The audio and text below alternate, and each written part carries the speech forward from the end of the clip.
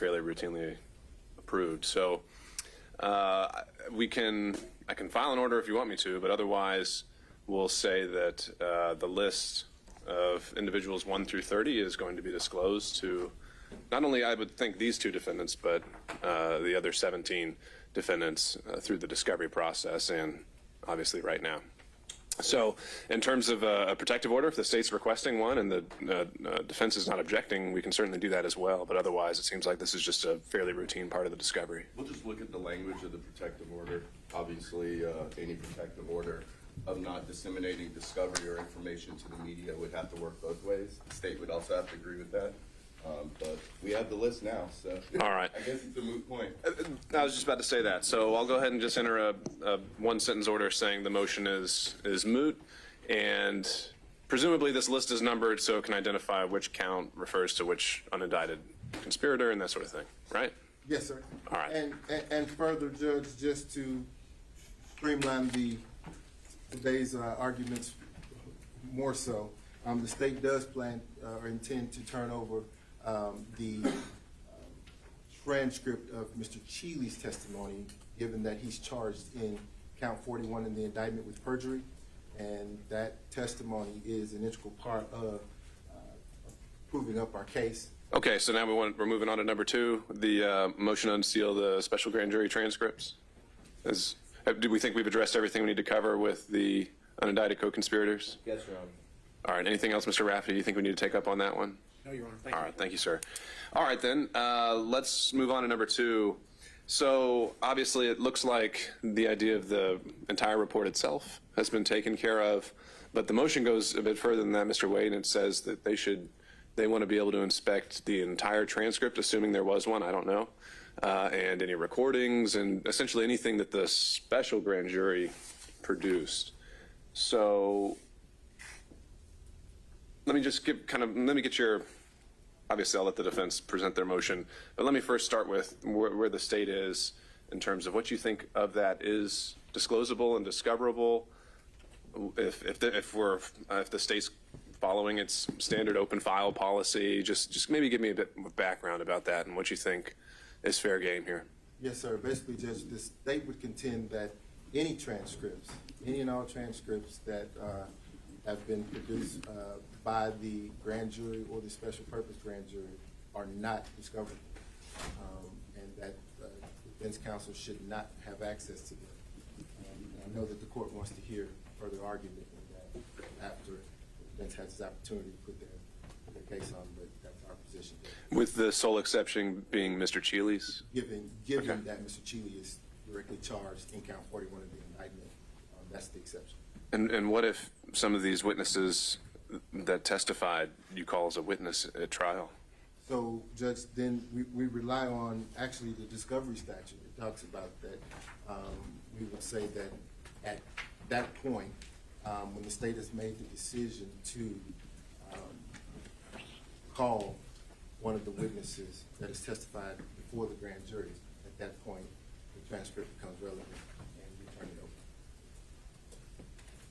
All right, so we may have to talk some logistics, but we'll see where we end up. So, Mr. Grubman or Mr. Aurora, your motion.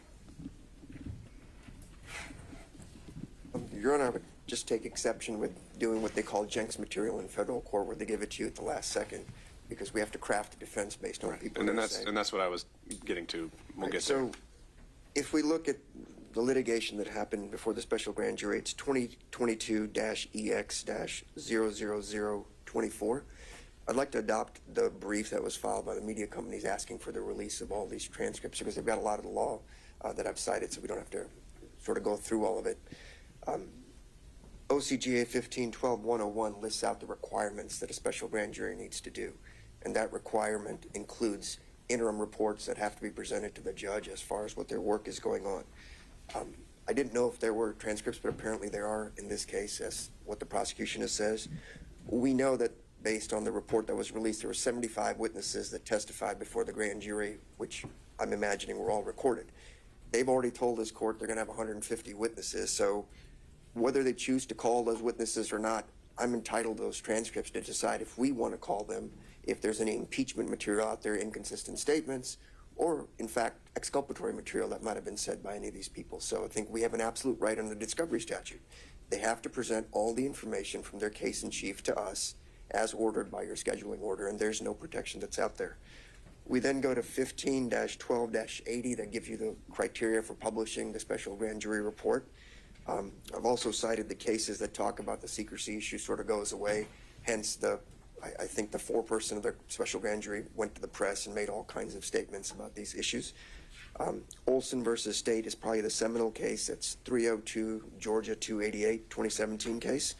And then I also cited the In re Gwinnett County special grand jury case that also allowed for disclosure and said that secrecy doesn't apply after they finish.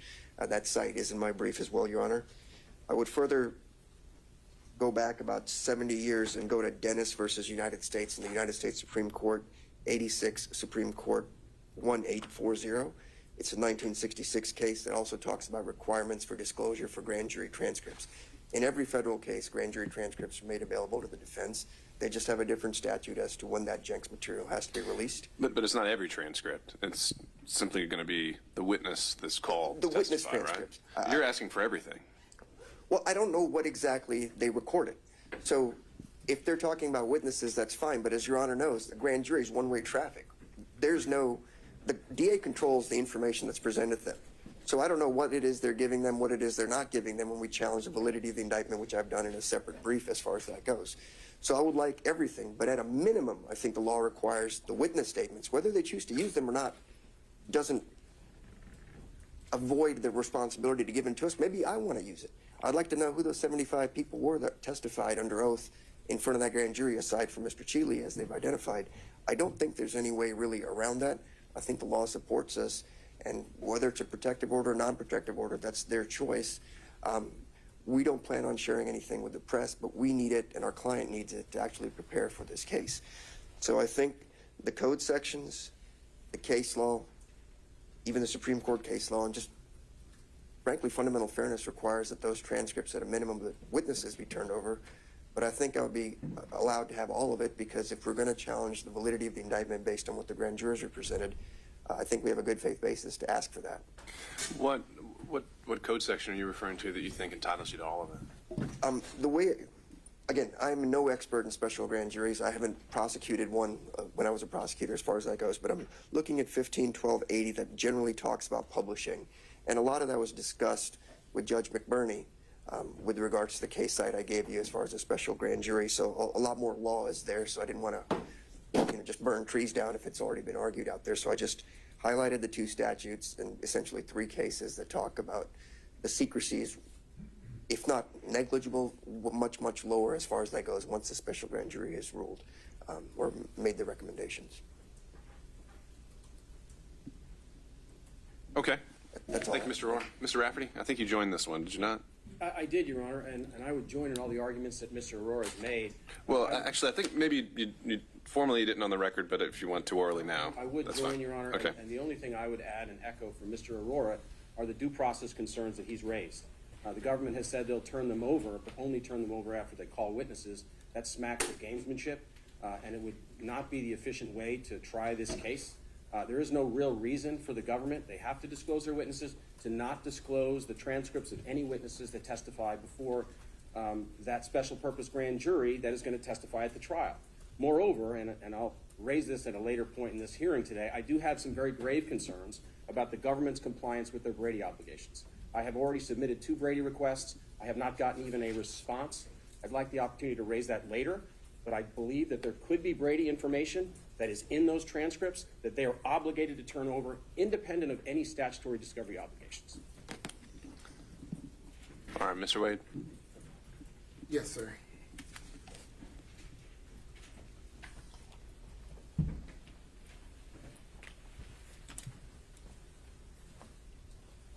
Judge, I think we have started to put the cart before the horse, so to speak. Let's start with the premise that long-standing and unquestionable authority indicates that grand jury materials, including transcripts and records, are not available to criminal defendants because grand jury proceedings are considered to be confidential. And the state is relying upon Stinsky v. State there, and I have a copy here for the court. And counsel, if I might approach, Judge.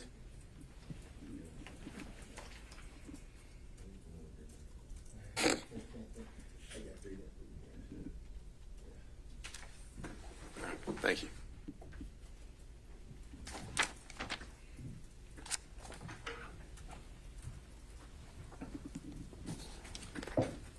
So this Stinsky case, along with the Ruffin and the Isaacs case, Judge, stands for the very same proposition, which is they're not.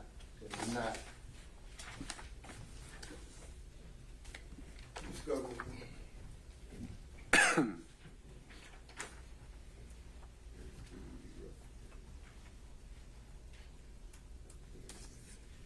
Do you think there's any distinction here between these cases that are going to talk about grand jury proceedings and this having been a special grand jury that they're asking for? There's no distinction, Judge. And why not? Well, for practical purposes, Judge, it's the same function with the exception of the charging element. The special purpose grand jury is an investigative tool. Investigative jury does not make charging decisions, but can make recommendations. A regular grand jury obviously passes down the indictment. So, But I think Mr. Aurora's argument is that there's a particular statute that only applies to special grand juries that might impact that. there's not. Okay. What is that statute? Well, he cited 1512-8, I think it was. 15. 80, excuse me. And so just so we're not confusing things, these cases talk about regular grand juries and their deliberations. Well, I think that's the question I just put to him. So let's see where we go. But there's a difference. 1512-83, Judge? I think it was just 80. That's a disclosure statute.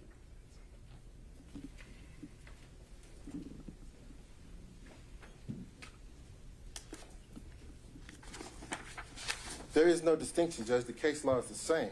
I think that particularly the Olson case that defense counsel is relying upon is not even a case that considered turning over information. That Olson case essentially it merely considered which employees a district attorney can be of a district attorney's office that can be present. I agree with you there. I think Olson goes more towards what we're going to get to about whether they can speak to grand jurors and what about. I think, and we can, if you need to do a supplemental brief, we can do that. But the issue is, because we don't see them as often, whether special purpose grand juries have some different degree of secrecy than a regular grand jury, such that we can't just reflexively look at this case law and say, all right, not a hard call. So, Judge, I think that the application is the same. The analysis is the same. Why is there a distinction between the special purpose grand jury versus the regular grand jury? The law is clear on the defense counsel not being able to get the transcripts or anything that demonstrates that comes out of the a grand jury process, the special purpose grand jury or the regular grand jury process, Judge. And that's the Stinsky case, the Ruffy's case, and the Isaacs case. But I like to direct the court's attention to the fact that there's no authority that demonstrates any defendant is entitled to these grand jury transcripts. Courts disfavor the release of these transcripts. Defense has pointed to no overriding factor that would override the policy favoring the secrecy of grand juries, and that is the guiding principle, Judge. It's the secrecy of the grand jury. The Supreme Court says that the grand jury is a public institution serving the community that might suffer if those testifying today knew that the secrecy of their testimony would be lifted tomorrow. This indispensable secrecy of grand jury proceedings must not be broken except where there is a compelling necessity. They have to show what that compelling necessity is, Judge. And the Kessler case, along with the other cases that the state has just given, support that proposition. But also, the Supreme Court in the Anderson case does as well. Now let's talk about the Supreme Court, because they've identified five factors, Judge, that that are present in the Douglas Oil case that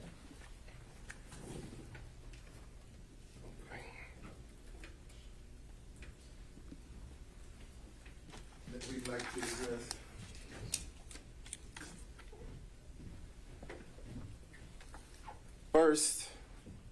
First, if the pre-indictment proceedings were made public, many prospective witnesses would be hesitant to come forward and voluntarily, knowingly, and those against whom they testify would be aware of their testimony. That's the first thing. The second factor against releasing the information is witnesses who appear before the grand jury will be less likely to testify fully and frankly, as they will be open to retribution and also to inducements, which we've seen a little bit of in this case. Third, there also would be the risk that those about to be indicted would flee, or fourth, would try to influence individual grand jurors to vote against indictment. 5, and finally, by preserving the secrecy of the proceedings, we assume the persons who are accused but exonerated by the grand jury will not be held up to public ridicule. Those are factors, Judge, that the court should consider in determining whether or not the grand jury secrecy provision has been overridden by counsel's arguments.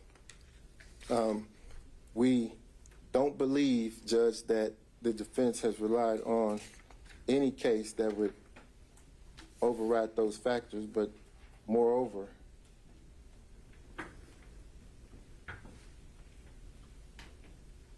any treatise that would assist upon them in their reliance, Judge. They did cite to the Henry Gwinnett County case, Judge, and even in that case, the requirement that secrecy be maintained among all types of grand juries without distinction. And that's in the Henry, and I'll give the court a copy of that case.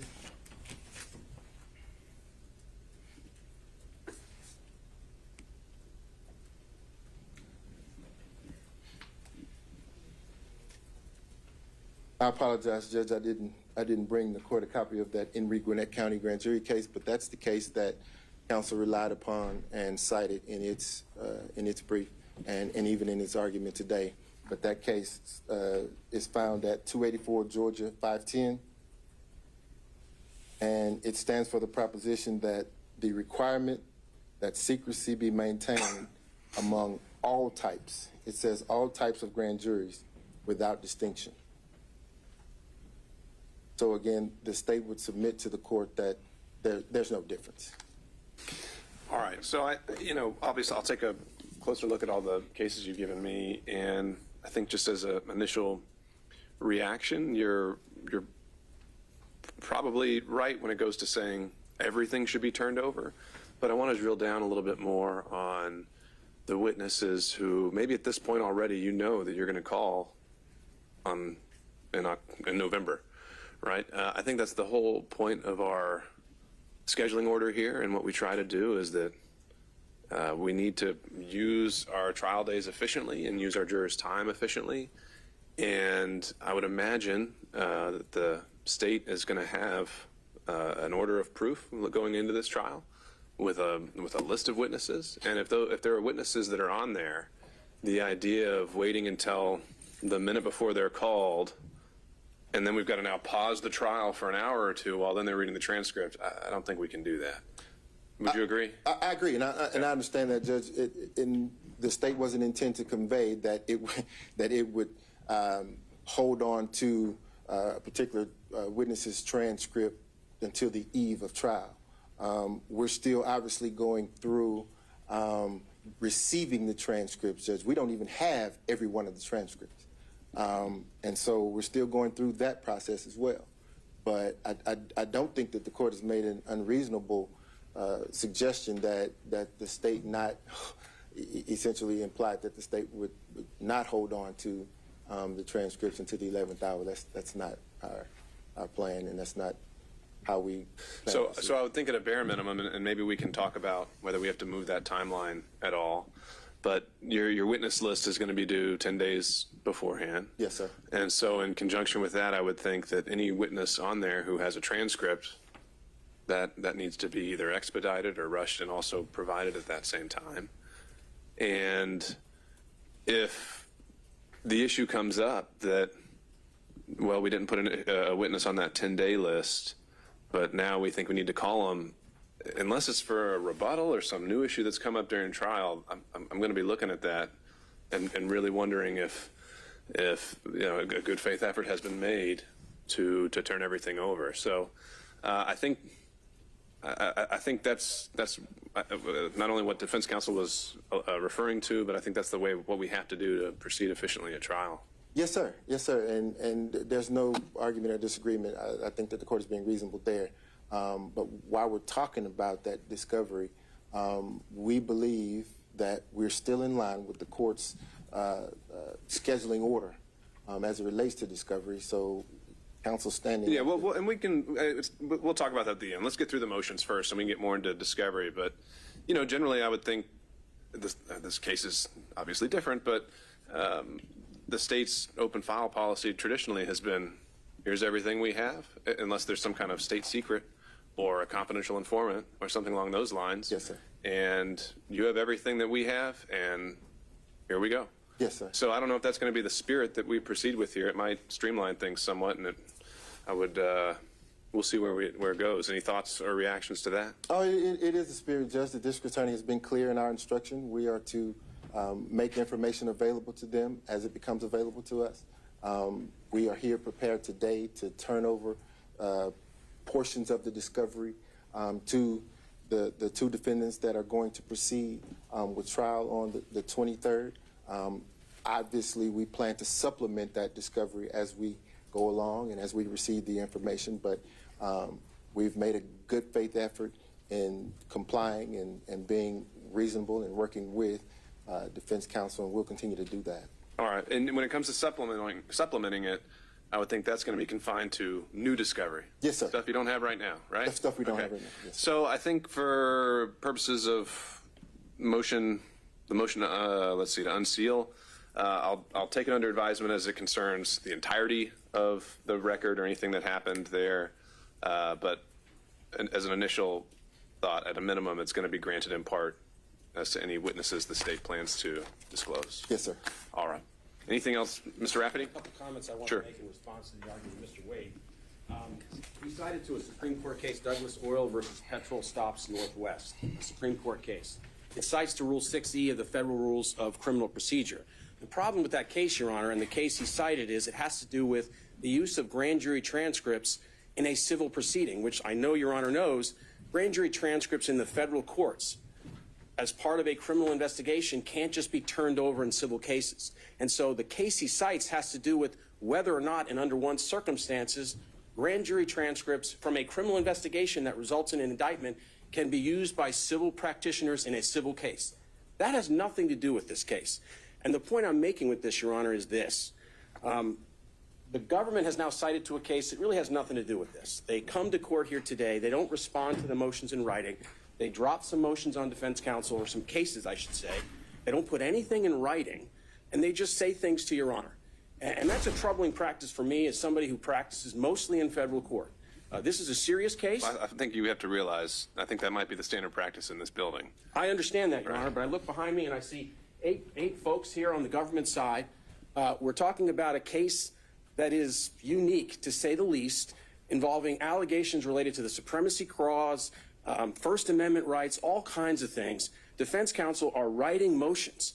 I think we're at least entitled to a written response from the government citing these cases so that we have an opportunity to inspect them. Because otherwise, what happens is the government comes in, cites to a case that has no application whatsoever, and suggests to Your Honor that it is precedent that governs the disclosure of grand jury transcripts when it does not. And so my concern and my request is that, and I filed a motion last night where I specifically asked the court to order the government to respond in writing so that we have a chance to look at these cases before we come to court here today. That's my request. So, Mr. Rafferty, I think that obviously some of this going back and forth will be touch and go, but I think what we could easily do today and going forward as well, not every motion may require that, but we can always say if a party wants post-hearing briefing, we'll do that. I'm not intending to rule from the bench on a lot of these complicated issues. I mean, I've been handed a stack of cases, and I'm going to read them.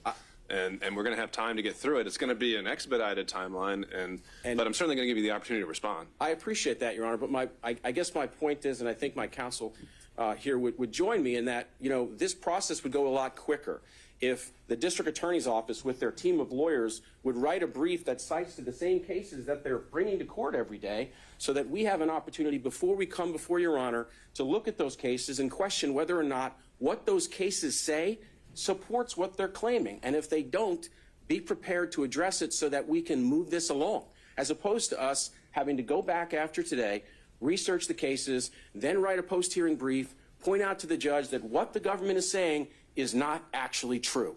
So that is one of the benefits, respectfully, Your Honor, of requiring the government to put it in writing. All right, understood. Just briefly, in response to Mr. Rafferty's argument, he did, in fact, we would say at the 11th hour, file a motion requesting that the state respond in writing. The state has done that. I don't know if Mr. Rafferty has had the opportunity to check his filings, but the state has done that this morning. Is this for this particular motion? It is, okay. And obviously, I think we're also, one of the logistical challenges we're dealing with the case is that you e-file something and it's taking hours for it to post the docket. So we're just going to have to recognize that, and I think that's why I would say emailing a courtesy copy is going to be the way to go. yes, sir. So this morning, the state has filed it. It does cite to and speak about the cases that the state has cited to this morning and provided copies of. All right. So, Mr. Rafferty and Mr. Rohr, obviously you want a chance to respond to this and review it. So we're not ruling on this today, and we can take the time to allow you to do that. Just perfect the record on a couple of things with this special grand jury, if that's okay. Sure. So again, I'm citing back to Judge McBurney's order as well as the issues on the special grand jury case. And when you look at 151280, they specifically said it's different from a regular grand jury because they make recommendations as to should we release this report or not release the report, and they vote on it, and there's all kinds of discrepancies that aren't the same as a criminal grand jury, which is what we've got here. Now, I take exception to the courts. I know you made a comment that if they're going to call a witness, they have to turn it over in a certain time. I get it. What about all the other witnesses they don't plan on calling? They may be witnesses for me. 1716.4 should trump all that, because that's the discovery statute that says any witness that they've talked to has made a written statement has to be turned over. That's where the due process is. They don't get to pick and choose what witnesses we get to see or not see. I might want some of them. And if we wait, I guess your order says disclose everything by the 20th of September, so I'm assuming we'll get a big batch of discovery. I've been told up to 8 terabytes by the 20th. I need to be able to review it so I figure out what my defense necessarily is going to be versus doing it on the fly like we do in federal court. And we don't have trial by ambush. That's why I appreciate we're here and the discovery statutes are strong. So that's my point to you. And I would also go ahead and cite to Olson again, which is the most recent case that specifically says, notably, the oath of secrecy no longer extends to the state's attorney, and even the grand juror's oath encompasses only deliberations and not all things occurring in the grand jury room. So at least for the special grand jury part, aside from the second brief that we've got, we should be able to get everything that happens in there aside from arguably deliberations, but at a minimum, at least the 75 witnesses or whatever else that they presented. So I would say that Your Honor said at least what they're going to use. I think that's not correct enough. It should be everything. Thank you. All right. Like I said, I'll take a look at it. I also, just a passing thought as well, when it comes to Brady concerns, I think we could also utilize a mechanism where maybe they have to, in camera, give me the entire transcript. And so if during the trial something comes up that we think is Brady material or should have been disclosed, we can pause things and correct it from there. And on that point, Your Honor, with respect to Brady, as I said, I'd like to talk about it in a bit, but I would just remind the government counsel here that Brady is in the eyes of the beholder. What I consider to be Brady material is what matters. What the DA's office considers to be Brady material does not. If I contend it's Brady material, I'd ask the court to inspect it and see if it does fit with what I claim. If it does, I'm entitled to it. Understood. Okay, let's move on, obviously, and we may need to come back to this one at another hearing, depending on how it goes. So the last motion that we had scheduled for today is the motion to speak with the grand jurors. Mr. Grumman, it looks like this one's yours. This one's mine, Judge, Okay. and good morning again. For this motion, I want to begin with the indisputable proposition that I'm sure my colleagues on the state side will agree with, of course, that Mr. Chesebro and also Ms. Powell, although obviously I don't speak for her, have the right under Georgia law to be charged only by way of a grand jury. That is a key tool, as we all know, to prevent prosecutorial overreach. I would argue it's one of the most important provisions in both federal and state law. So that's clear. We don't have to, I don't think, argue that point. So then I think, Your Honor, the question becomes, if you accept that premise, what does that right mean? What does that right entail? So if, for example, a prosecutor simply gets up and summarizes to a grand jury a lengthy indictment, as opposed to allowing the grand jurors to read it and understand it independent of the prosecutor, is that indictment valid under Georgia law? To be quite clear, Your Honor, the case law is kind of sparse. We would argue that the answer is no. Thankfully, we don't have to argue that case right now. But the reason we would argue, if that were the case, the answer is no, is because the law is clear. The grand jury must act independently of the prosecution. I'll be quite frank, Your Honor, and this is not, I want to make clear, not in any way negative against these lady and gentlemen who sit here at this table. But just generally, I have very serious questions based on publicly available information, which unfortunately is all we have to go on, that this grand jury, as well as the special purpose grand jury, was independent. But we don't know that. That's the problem. We don't know that. And in order for us to find out the answer, which clearly we're entitled to find out, we have to be able to access information. Your Honor, I do very much appreciate the fact that Mr. Wade stood up here and said the spirit of openness applies to this case. And I truly hope that from the moment Mr. Wade said that forward, that's what happens. I wouldn't be doing my job, Your Honor, if I didn't tell you for the record, I personally do not believe that that has been the spirit of the state of Georgia in this particular case.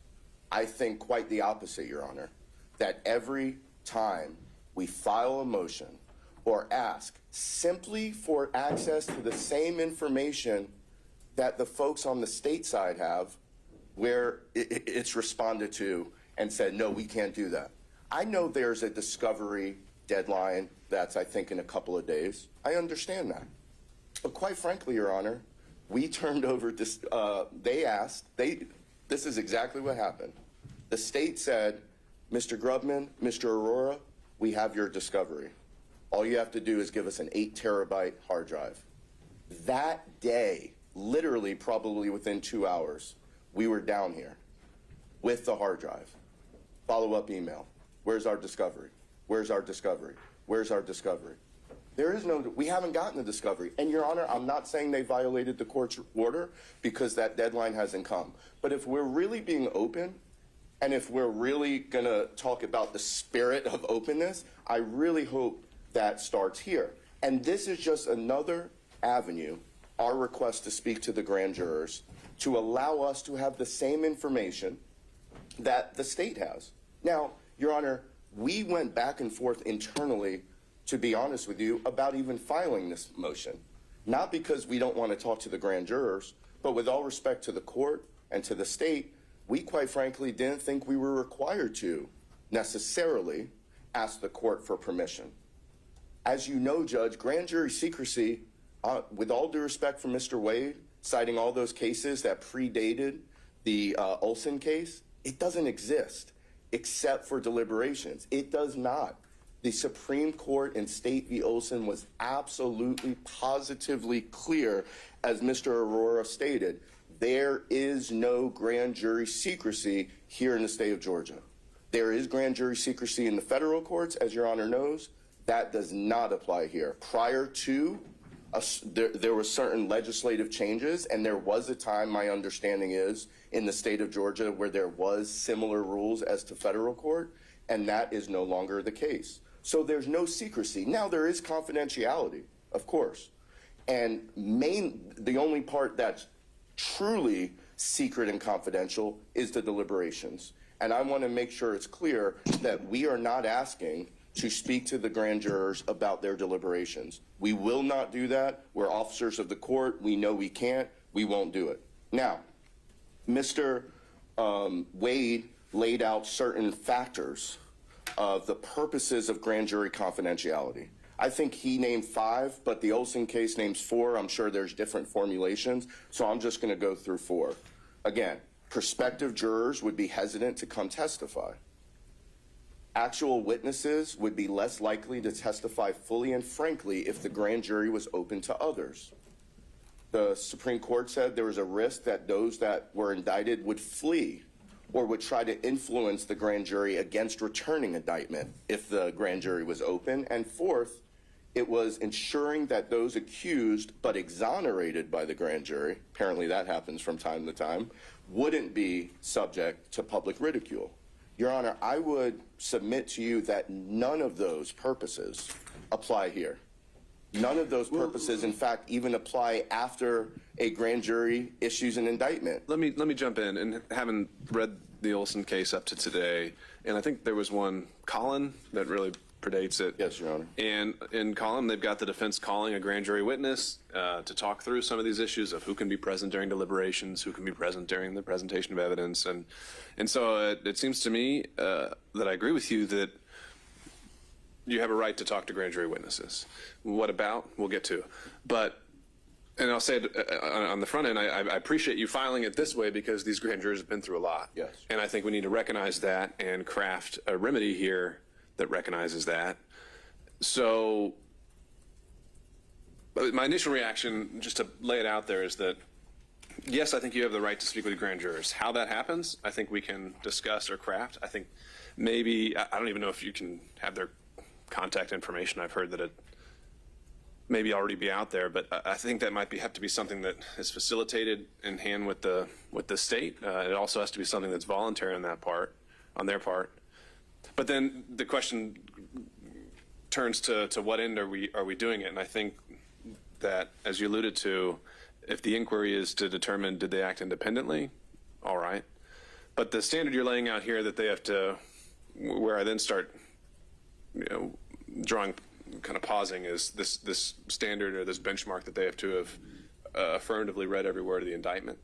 And that's where I wonder if this might not be, there might not be a point in going down that road. If you have some other reason you want to explore, then so be it. But this idea that we have to show. That's an example, Your Honor. First, okay. I wouldn't necessarily say every word, and if I did say that, I apologize.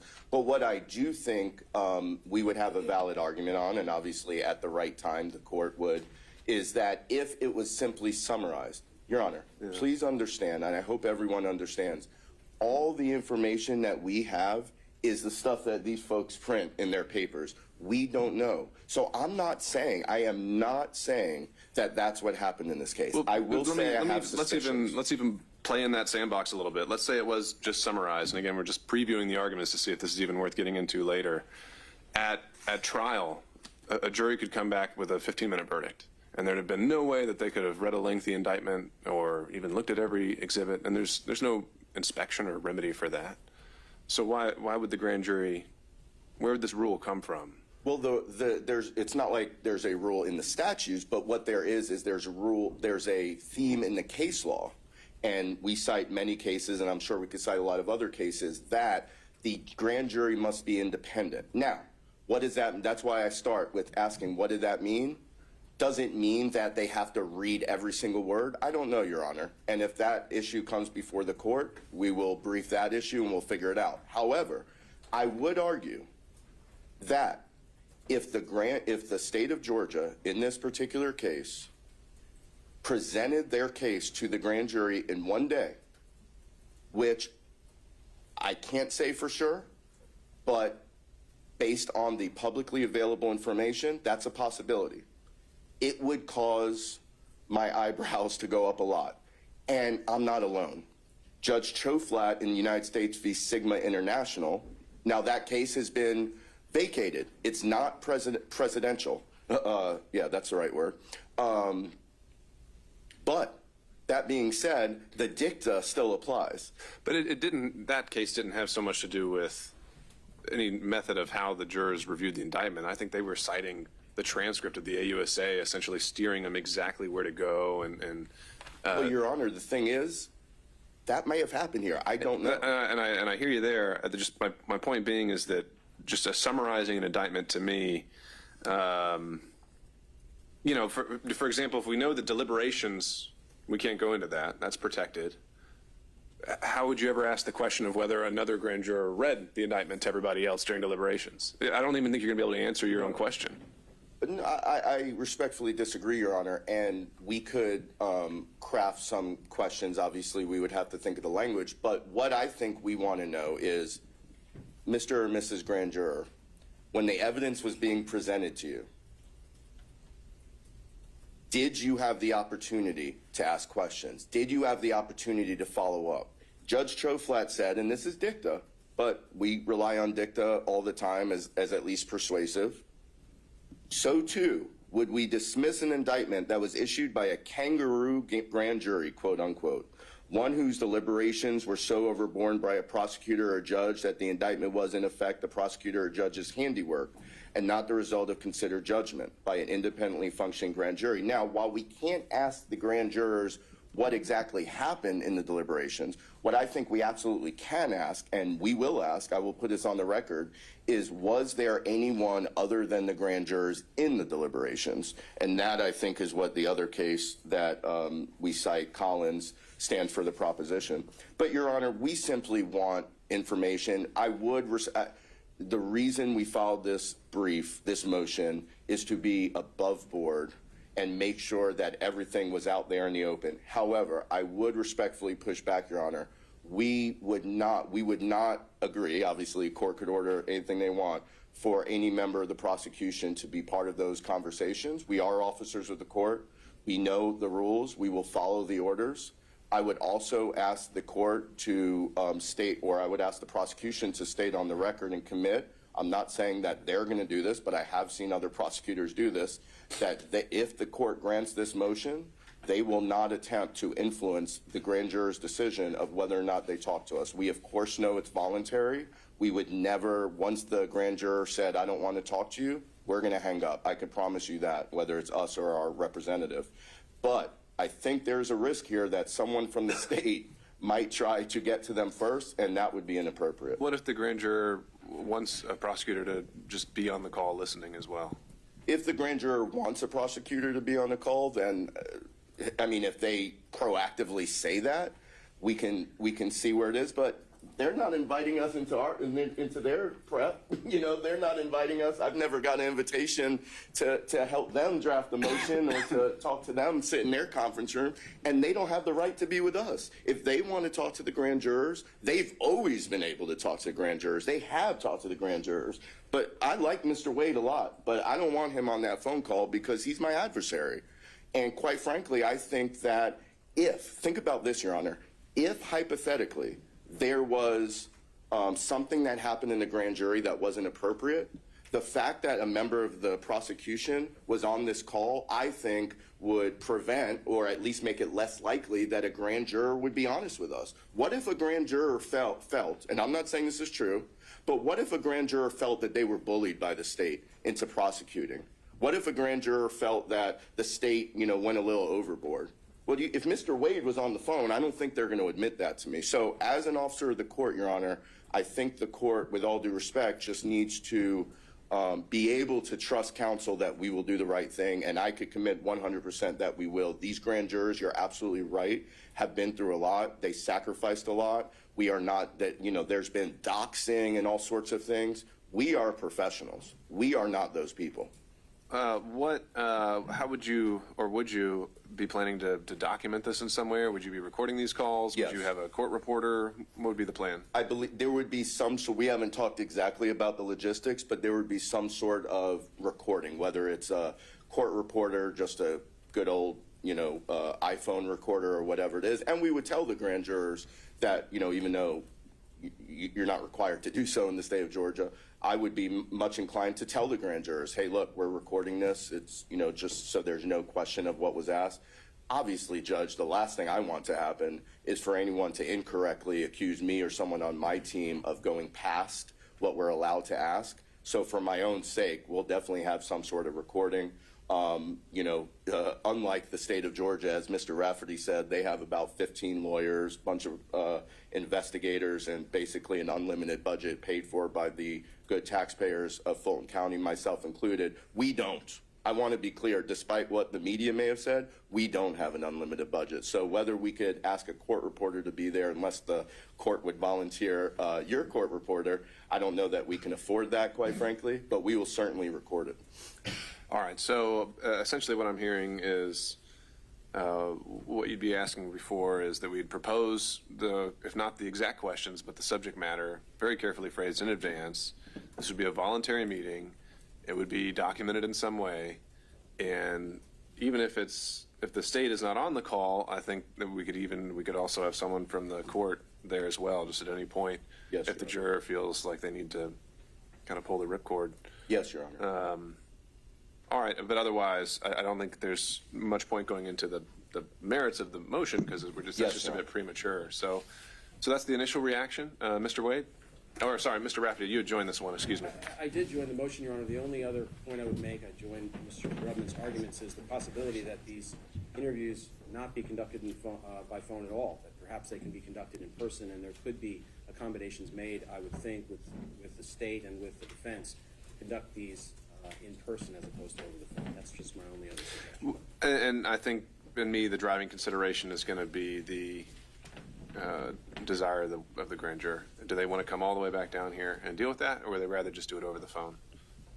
All right, Mr. Wade. Judge, let me be clear. The state is absolutely opposed to any of this, and Ms. Young is going to come before the court and tell the court why. But I thought that at the outset of Mr. Grubman's arguments, I thought that I was clear before we started to argue in terms of the discovery. Mr. Grubman has indicated that we hadn't given him anything, but I thought that I was clear that the discovery was here. Well, let's keep. I feel we keep getting back to discovery. Let's save that to the end there. Well, those were his arguments, Judge, and I didn't want the court to. Well, right now we're focusing on grand jurors. Let's.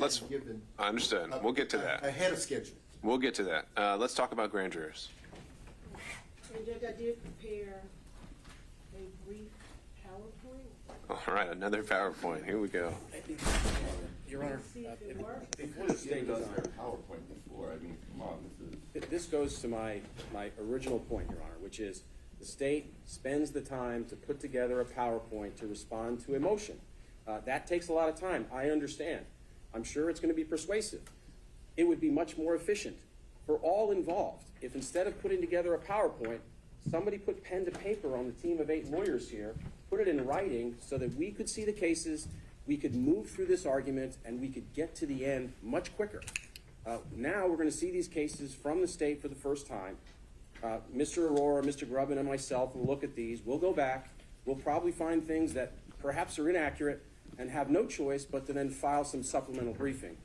With a trial date on October 23rd, this process is just not an efficient use of the court's time.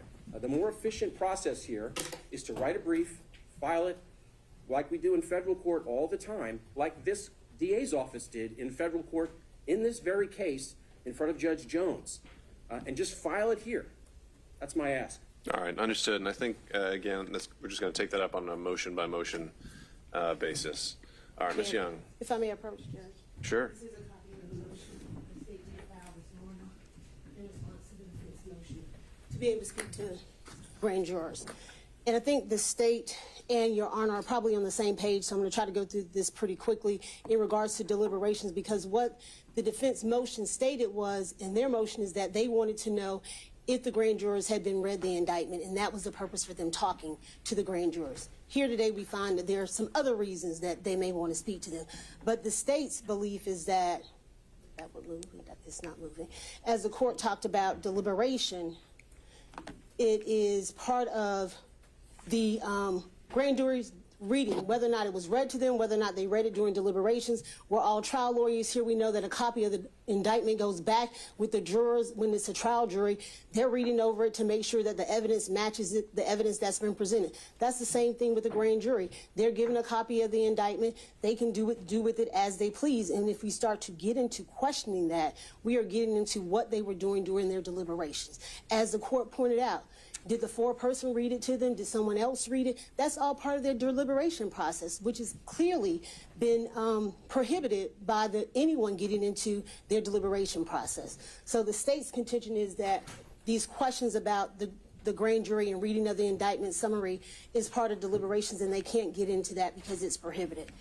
And I'll just cite OCGA 151267 says, the current grand jury oath requires grand jury to keep the deliberations of the grand jury secret unless called upon to give evidence thereof in some court of law in this state. And it talks about extraneous prejudice information, which I think goes towards the Sigmund case, is kind of what they were talking about, as the court pointed out, whether or not the prosecutor was steering them to a particular decision. It talks about outside influences or a mistake in entering the verdict. None of those things here exist, and I'll get to their solution as to how they want to handle that with the court. But I will also state that Federal Rule 606, as well as the 2406 here in Georgia, mirrors that, which basically says the same thing, that the validity of a verdict or an indictment, a jury shall not testify or an affidavit otherwise, nor shall a jury's statements be received as evidence in any such manner. And that gets into what is the purpose of this voir dire that they want to do of these grand jurors? How can it be used? According to the law, it can't be used as evidence at trial. They can't testify. They can't give affidavits. So how are they going to even use this information that they receive? Well, we've got this, I think it was the Collin case, where an entire indictment was dismissed when people were inside the deliberations. And so I guess the question would be, how on earth is a defendant ever supposed to find out whether that happened without talking to the grand jurors? Well, Your Honor, we're officers of the court. We can state no one was in there besides the grand jurors. Yeah. That's what they're asking for us to do for them. They can state as their place as officers of the court, this is what the grand jurors said to them. We then can state in our place as officers of the court, only the grand jurors was present during deliberation. So, but in Collin it says the defense presented the testimony of a grand jury witness to support his assertion. And I know it's not really on directed, or that's just kind of in passing a fact that's present there, but I certainly haven't found anything in Georgia law that says no one's allowed to talk to the grand jurors. Well, I think it's not that they're not allowed to talk to them, Judge, but I'm basing on what their motion states. Sure. And I think we've arrived at the same place there, where it's going to, again, and why I'm kind of seeing that this might all be futile, but I'm with you that deliberations are a hard stop, and I think the defense has conceded that. So really what it all is coming down to, it seems to me, is what are they allowed to be asked? Right. Well, I'll kind of move on Okay. to that point, talking about 204-403 about the relevance. And specifically, OCGA 1512-73 explicitly states admissions and communications among grand jurors are excluded as evidence on grounds of public policy. So I just think the things that they are asking for gets into how are the jurors communicating with one another. I think it all goes towards how they deliberated. Mr. Grubman got up here and talked. How quickly could they have come to this decision? You know, it's a 98-page indictment. That all goes towards their deliberation. Asking questions about that is part of the deliberation process, which is prohibited. So I think if we're going to get to this point, which the state does not concede we should, we have to figure out then how is it going to be used? Because the case law is clear. Testimony of grand jury witnesses, they cannot use this to impeach their findings. And that's what they're asking to do. They're trying to ask these questions in order to impeach the true bill that the grand jurors set down. That's what they're essentially asking to do, and it's not allowed based on the case law and by statute. And I'll just cite to one case that I don't know if they mentioned, but United States versus Van Eagle, It says an indictment returned by a legally constituted grand jury is presumed to be valid on its face. Similarly, there is a strong presumption of regularity that attaches to all grand jury proceedings. A defendant seeking to challenge the presumption has a difficult burden because it's hard to override, and that site is 809 Federal Sup 1360. So, Judge, I think we have to get into, is it relevant? Is it admissible? The questions that they want to ask these jurors. And based on the case law, it is not, because what they're asking is, we want you to change your mind. We want you to answer a question in a way that is going to impeach your findings. None of the questions that they're at, all of those things are reaching towards that. Was there someone else in there? Did the prosecutor steer you a certain way? All of that is to impeach the finding of a true bill of the indictment. And there's nothing here that says that it should be. I want to touch upon the public policy and the safety that the court talked about. And we've heard it. These grand jurors have already experienced doxing, threats. We've had to they've contacted our office because of safety concerns. We've had to contact law enforcement agencies all over Fulton County to then make sure that these grand jurors are safe. So I think one consideration the court also needs to make in allowing this is the safety of these grand juries and their concerns that have already been voiced. But I'll just say the Georgia Supreme Court observed the grand jury as a public institution serving the community might suffer if those testifying today knew that the secrecy of their testimony would be lifted tomorrow. The indispensable secrecy of grand jury proceedings must not be broken except where there's a compelling necessity. There hasn't been any compelling necessity that's been raised by this defense to then pierce this veil of secrecy of the grand jury. What was the site for that last one? Judge. Where's that coming from? That would be nice. Kessler, Judge. And can you spell that one for me? You have that case, Judge. That's the one, okay. Yes. It's in my stack.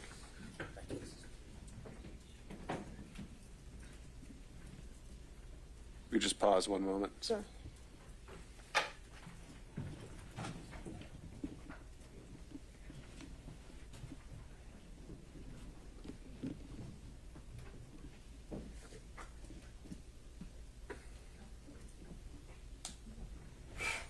Are you ready, Judge? And then the state, we kind of talked about Douglas versus Oil, but I just want to point out again, Judge, just talking about deliberations and the fact that it should be, when discussing the charges and votes of the indictment. And I think all of the questions that Mr. Grubman talked about, that's where it's going. So if we're going to do this, which the state, once again, does not believe we should, it's going to have to be crafted very carefully to make sure that we're in line with the statutes and the case law. All right. Well, I think we've. I'm sorry. Just one more thing, Judge, because we talked about the grand jurors and the safety, and I'm just, all these cases are in there for the court, but I just want to. We have to make sure that we're keeping that paramount because they're asking to be able to call these jurors. These jurors have already said we're concerned. We've had to, and I'm handing them actually another copy of the written response that I gave to the court, but. Because of public policy and safety, Judge, I think that is another reason why we should not allow this. And then finally, the lack of authority. What they stated to the court was Sigma, which has been vacated. It's really improper to even bring that to the court to say, consider this, when it's not even law. They've vacated it, they've renounced it. So it's not even something that the court should even be considering or thinking about. There is no authority that allows what they're asking the court to allow them to do. The indictment, and I've said that to the court, the grand jury acted rather quickly is one of the things, as the court said, we don't get into deliberations with a jury. They can take as long as they like, they can take as short as they like. I understand it may raise Mr. Grubman's eyebrows, but a true indictment was returned by a grand jury, and they could have taken 5 minutes,